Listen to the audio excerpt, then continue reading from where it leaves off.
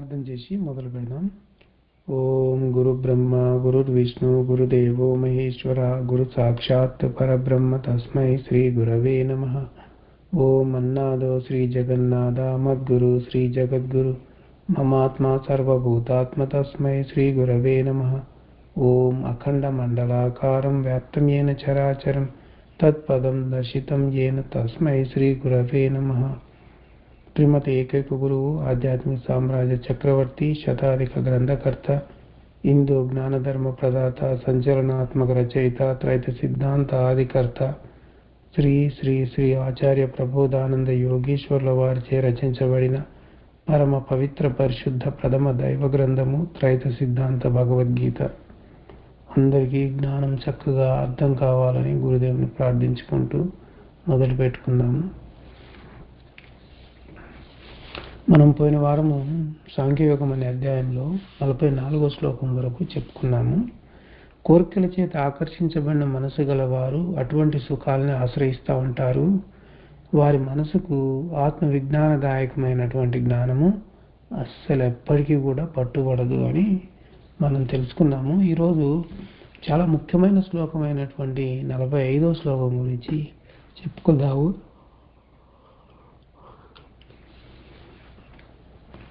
త్రైగుణ్య విషయా వేదా నిస్త్రైగుణ్యో భవార్జున నిర్ద్వంద్వో నిత్యసత్వస్థో నిర్యోగక్షేమాత్మవాన్. ఈ శ్లోకము బ్రహ్మయోగము మరియు కర్మయోగము రెండిటి గురించి తెలియజేస్తూ ఉంది. ఇక్కడ వేద అనే మాట వాడారు, వేద అనే మాట పలికారు. వేదములు అంటే గుణములు. వేద భూయిష్టమైన 3 గుణాలను పూర్తిగా వదిలేయమన్నాడు. అంటే ఈ 3 త్రిగుణ విషయాలే వేదాలుగా ఉన్నాయి. వేదాలతో కూడుకున్నటువంటి ఆ గుణాలని పూర్తిగా వదిలేయి అని చెప్పడం ఒకటి. ఇంకొకటి సుఖదుఖాలు లాభ నష్టాలు మొదలైనటువంటి ద్వంద్వాలు ఉన్నాయే వదిలేసి ఇంకా ఏమంటున్నాడంటే యోగక్షేమం అనే దాన్ని కూడా వదిలేయి ఆ తర్వాత నిత్యమైన దైవాన్ని చేరుకో అని ఇక్కడ మనకి భావము తెలియజేస్తూ ఉన్నాడు. వివరంలోకి కనుక వెళ్తే మనము 44వ శ్లోకంలో భోగైశ్వర్యాల గురించి తెలుసుకున్నాం. భోగైశ్వర్యాల మీద బాగా ఇష్టాన్ని పెంచుకున్నటువంటి వాళ్ళు వాళ్ళ మనసంతా అటువైపే ఉంటుంది. వాళ్ళకు ఆత్మ విజ్ఞానదాయకమైనటువంటి జ్ఞానం పట్టుబడదు అని మనము తెలుసుకున్నాము. కాబట్టి ఒక జ్ఞాని అయినటువంటి వాడు భోగైశ్వర్యాలను ఆశ్రయించకుండా భగవంతుడు చెప్పినట్లు దైవాన్ని తెలుసుకోవాలి. ప్రతి మనిషి తలలో ఎన్నో గుణాలు కదులుతూ ఉంటాయి. ఆ గుణాల యొక్క సంకల్పం వల్లనే మనుషులంతా కూడా అనేకమైనటువంటి పనులు చేస్తూ ఉన్నారు. ఆ పనులకు కారణమైన తలలోని గుణాలను గనక మనము వివరించుకొని చూస్తే తామస రాజస సాత్విక అనే 3 గుణభాగాలు మనకు తెలుస్తాను. 3 గుణభాగాలు. వీటిని భగవంతుడు మాయ అని విజ్ఞాన యోగంలో తెలియజేశాడు. దైవీ హేష గుణమయీ మమ మాయా దురత్యయ అని అక్కడ తెలియజేశాడు. అంటే దైవ నిర్మితమైనటువంటి భగవంతుడే తయారు చేసినటువంటి మాయ అంటే అదే గుణాలతో కూడుకున్నటువంటిది. దాన్ని దాటిపోవటం దుస్సాధ్యమని కూడా ఆయన తెలియజేశాడు. ఈ మాయ రూపంగా ఉన్న గుణాలే వేదాల్లో కూడా ఉన్నాయి. వేదములంటేనే గుణాలు. ఈ వేదాలకు సంబంధించిన కార్యాచరణ పనులు ఉన్నాయే, యజ్ఞాలు చేయటం, వ్రతక్రతువులు చేయటం, ఇవన్నీ ఉన్నాయి. అవన్నీ వదిలేయమంటుండు భగవంతుడు. అవన్నీ వదిలేసి ఏ గుణ సంకల్పము లేకుండా ఉండిపో అని అన్నాడు. ఏ గుణ సంకల్పాలు కూడా లేకుండా, గుణాల యొక్క సంకల్పం ఏది రాకుండా, ఏ యోచన అనేది కూడా లేకుండా చేసుకుని బ్రహ్మయోగాన్ని ఆచరించి దైవాన్ని తెలుసుకో అని చెప్తున్నాడు. ఒకవేళ నీకు అలా బ్రహ్మయోగం నువ్వు చేయలేకపోతే, నీకు వీలు కాకపోతే ద్వంద్వాలు ఉన్నాయి కదా, లాభము నష్టము సుఖము దుఃఖము ఇవి ఉన్నాయే వీటిని వదిలేసి కర్మయోగాన్నైనా ఆచరించి దైవాన్ని చేరుకో అని చెప్తున్నాడు. ఇంకా ఈ శ్లోకంలో మళ్ళా 44వ శ్లోకంలో చెప్పినట్లు భోగైశ్వర్యాలను ఆశించి వాటి సంబంధించిన వ్రతక్రతువులు మొదలైన పనులు చేయక దైవత్వాన్ని చేరే రెండు మార్గాలు తెలియజేసిండు. ఏది? బ్రహ్మయోగము మరియు కర్మయోగము. ఈ రెండు యోగాలను ఆశ్రయించు అని మనకి హితం చెప్పాడు. ఇంకా స్వామివారు ఏమంటున్నారంటే, ఎంతోమంది ఆధ్యాత్మిక జ్ఞానంలో అతిరథ మహారథులుగా పేరుగాంచిన స్వామీజీలు గీతా భాష్యాన్ని రాస్తున్నారు. దాంట్లో ఈ శ్లోకానికి తర్వాత ఈ శ్లోకం ఉంది కదా, ఈ శ్లోకంలో 2 వాక్యాలుగా ఉంది. మొదటి వాక్యము, రెండో వాక్యము. మొదటి వాక్యం బ్రహ్మయోగమని, రెండో వాక్యం కర్మయోగమని వాళ్ళు గుర్తించలేదు, గుర్తించి రాయలేకుండా పోయినారు. ఇప్పుడు విషయ ధ్యాసలే లేని స్థితి, గుణరహితమైన స్థితి, అది బ్రహ్మయోగంలో ఏర్పడుతుంది. కాబట్టి మొదటి వాక్యానికి సరిపోయింది. రెండో వాక్యము ద్వంద్వములు అంటే లాభ నష్టాలు, సుఖ దుఃఖాలు, అవన్నీ కూడా కర్మయోగము చేయువాడు అవన్నీ కూడా ఎంచకూడదు. అవి వాని కర్మ ప్రకారం మనకు వచ్చేవి, వాటి వెంట పడకూడదు. వాటిని ఎంచకుండా కార్యాలు చేయాల్సి ఉంటుంది కర్మయోగి. ఈ రెండింటిని వాళ్ళు గుర్తించలేదు, గుర్తించి రాయలేదు. కాబట్టి గుణ సంకల్పాలు లేని బ్రహ్మయోగమని, సుఖదుఖ లాభ నష్టం యోగక్షేమాల ధ్యాస లేకుండా పనిచేయడం కర్మయోగమని, వాటి ద్వారా దైవాన్ని తెలియమని భగవంతుడు చెప్పినట్లు సులభంగా స్వామివారు అందించిన వివరం ప్రకారం మనకి అర్థమవుతా ఉంది. ఈ 44వ శ్లోకంలో ఇది 45వ శ్లోకం, దీని ముందటి శ్లోకం 44. దాంట్లో భోగైశ్వర్యాల గురించి తెలియజేసిండు. ఈ 45వ శ్లోకంలో వాటి సంబంధం లేని మార్గాన్ని తెలియజేసిండు భగవంతుడు. ఇది పూర్తిగా దైవ విషయం కాబట్టి అర్థశూన్యము భావశూన్యము కాకుండా భగవంతుడు ఏ భావంతో చెప్పిండో ఆ భావాన్నే స్వామివారు మనకి పొందుపరిచి అందించారు. స్వామివారికి మనం ఎప్పటికీ రుణపడి ఉంటాం. ఇక 46వ శ్లోకం చూద్దాము.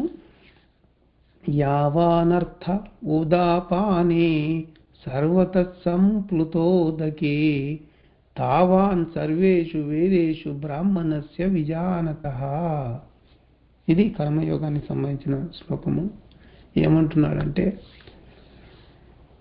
బావి నిండుగా ఉన్న నీరు ఏ విధంగా నిత్యం త్రాగుటకు స్నానం చేయటకు ఉపయోగపడుతూ ఉందో అట్లాగే సర్వ వేదాల నుండి కూడా మనకు నిత్యం ఉపయోగం కలదని బ్రహ్మజ్ఞాని అయిన వానికి తెలియను అని చెప్తా ఉన్నాడు. మనము ఇక ఈ శ్లోకం యొక్క వివరంలోకి వెళ్తే, మనము స్నానం చేయడానికి కొంత నీరు కావాలి కదా. ఆ నీరు బావి నుంచో చెరువు నుంచో వస్తుంది. అవి సమృద్ధిగా నీటితోటి నిండి ఉంటాయి. కానీ బావిలో నీళ్ళన్నీ ఒకేసారి స్నానానికి వాడము, చెరువులో నీళ్ళన్నీ ఒకేసారి వాడము, ఒకేసారిగా అవి మనకి ఉపయోగపడవు. మనకి ఎంత అవసరమో ఒక బొక్కెన నిండానో ఒక బకెట్ నిండానో నీళ్ళు తీసుకొని స్నానానికి మనం వాడుకుంటాం. అట్లానే బాయిలాగా ఈ గుణాల గుంపు మన శరీరం, మన తలలో ఉంది. అది చాలా సమృద్ధిగా ఉంది. ఈ గుణాలనే నీరు చాలా సమృద్ధిగా మన తలలోనే ఉంది.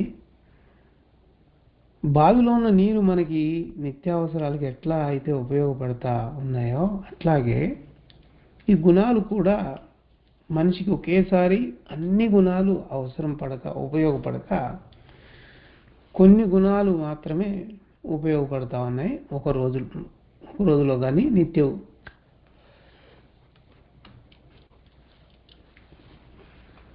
మనం ఒక్కసారిగా బావిలో నీళ్ళన్నీ తోడేసుకొని ఎట్లా వాడుకోలేకపోతున్నామో, మన అవసరాన్ని బట్టి ఎట్లా వాడుకుంటున్నామో, మన తలలో ఉన్న గుణాలన్నీ కూడా ఏ మానవునికి ఒకేసారిగా ఉపయోగపడవు. మనం ఎన్నో పనులు నిత్య జీవితంలో చేస్తూ ఉంటాం. ఆ పనులన్నిటికీ గుణాలు చాలా అవసరం. మన తలలో గుణచక్రంలో 36 గుణాలు ఉండి వాటికి మళ్ళా ఉపగుణాలు ఉండి చాలా పెద్ద సంఖ్యలో ఈ గుణాలన్నీ ఉన్నాయి. ఆ మొత్తం గుణాలన్నీ మనిషికి నిత్యం ఒకే విధంగా ఉపయోగపడకుండా అది ఎట్లా అంటే ఒక గుణం ఒకరోజు కొద్దిగా ఎక్కువగా, ఒకరోజు తక్కువగా, ఇంకా చాలా ఎక్కువగా ఒక్కొక్క రోజు అలా ఉపయోగపడుతున్నాయి. ఒక మనిషి స్నానం చేసి బట్టలు ఉతుక్కోవడానికి ఒక బావిలోనో చెరువులోనో నీళ్లు వాడతాడు. ఆ నీరు కొంచెమే ఖర్చు చేస్తాడు. స్నానం చేయలేదు, బట్టలు ఉతకలేదు అనుకుందాం, అప్పుడు నీరు కొద్దిగా తక్కువ ఖర్చు అవుతుంది. మనిషి బాగా తీవ్రంగా యోచన చేసినప్పుడు అప్పుడు గుణాలు బాగా ఎక్కువగా ఉపయోగపడతాయి. యోచనలు ఏమీ లేకుండా ఎక్కువగా విరామం తీసుకొని నిద్రలో గడిపినప్పుడు గుణాలు తక్కువగా ఉపయోగపడతాయి అన్న. ఇంకా ఇతరులతో బాగా ఎక్కువగా పోట్లాడితే ఎక్కువ గుణాలు ఉపయోగపడటము, సౌమ్యంగా గడిపిన రోజు తక్కువ గుణాలు ఉపయోగపడటము. ప్రతి మానవునికి తలలోని గుణాలు ఉపయోగం నిత్యం హెచ్చు తగ్గులుగా ఇది జరుగుతూ ఉంటుంది. ఈ విషయము బ్రహ్మజ్ఞానం తెలిసిన వాళ్ళకి బాగా తెలుస్తుంది. బ్రహ్మజ్ఞానం తెలియని వాళ్ళకి బావిలో నీటిలాగే ఉన్న గుణాలు ఉపయోగం గురించి అసలు ఏమాత్రము తెలియదు. నిత్యం గుణాల ప్రభావం తమ యందు ఉన్నా వాటిని గుర్తించలేక యోచన చేయనది కూడా తామే అని జ్ఞానహీనులు తలుచుకుంటూ ఉంటారు. మనకి ఇక్కడ ఈ శ్లోకానికి ముందు శ్లోకం 45వ శ్లోకం చెప్పుకున్నాం కదా, చాలా ముఖ్యమైన శ్లోకం అని. ఆ శ్లోకము వేదాలే త్రిగుణాలు అని తెలియజేసింది. ఇక్కడ ఈ 46వ శ్లోకము వేదాలు ఉన్న చోటనే గుణాలు అని మనం తెలుసుకోవాలి. ఇప్పుడు బాగా అర్థమైంది అని చెప్పుకోవచ్చు. మనకి ఎట్లా అంటే వేదములే గుణములు, ఈ 45, 46 శ్లోకాలను బట్టి వేదములే గుణములు అని బాగా 100% అర్థమై ఉంటుంది. అలా అర్థం చేసుకోకుండా వేరే భావంగా అర్థమైతే అప్పుడు ఏమవుతుందంటే భగవంతుని మాట మభ్యపెట్టినట్లే అవుతుంది. అంటే స్వామివారు మనకు అందించిన భావము సరి అయిన భావము కాబట్టి సరిగ్గా అర్థమవుతుంది. అదే వేరే విధంగా కనుక అందించినట్లయితే భగవంతుని మాటను మభ్యపెట్టినట్లు అవుతుంది, అంటే దాచిపెట్టినట్లుగా అవుతుంది. అలా కాకుండా 100% మనకి సత్యం తెలియజేయాలన్న ఉద్దేశంతో స్వామివారు సరి అయిన వివరణే మనకు అందించారు. స్వామివారికి ధన్యవాదాలు. ఈరోజు ఇక్కడ మనము ఆపేద్దాము. వచ్చే వారం 47వ శ్లోకం నుంచి చెప్పుకుందాం. మంగళం పాడి ముగిద్దాం. ఓం మంగళం ముమీక్ మద్గురు చంద్రమా, మంగళం ముమీక్ మహిప్రకాశ, మంగళం ముజేసి మరిమరి మృక్యద, అఖిల జీవ సంగ ఆత్మలింగ. అందరికీ ప్రబోధార్పణం. నమస్కారం.